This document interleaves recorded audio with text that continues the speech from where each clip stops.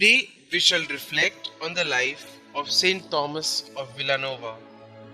Born at Fuentellana in Castile, Spain, St Thomas got the suffix Villanova by virtue of the close proximity of his own birthplace to that of his parents, that is, Villanueva de los Infantes. This almsgiver and father of the poor was raised in the virtue of practical charity by his father, who was a miller who gave away in alms all he earned to the poor and the needy. At the age of 16, he joined the hermits of St. Augustine at Salamanca. After his ordination, he rapidly gained fame as a learned lecturer of theology and as an inspired preacher, and was much in demand all over Spain.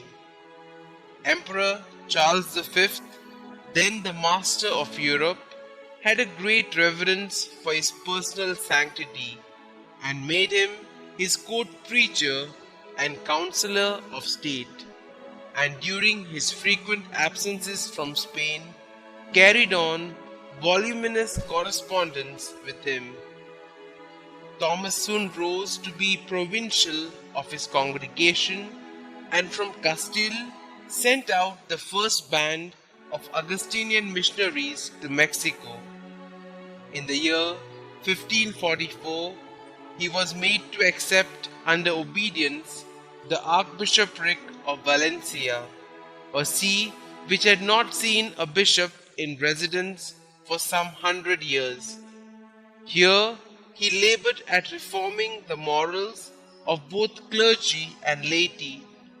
He did away with underground prisons, a money gift which he received from the cathedral chapter for use in his palace.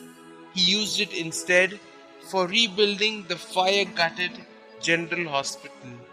He founded a college for young clergy, another for poor students, and an orphanage for foundlings and children of indigent parents.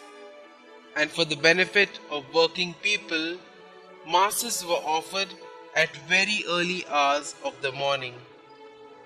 He set an example for others by himself living in utter simplicity and poverty, mending his own clothes and giving away 2/3 of his episcopal revenues in alms.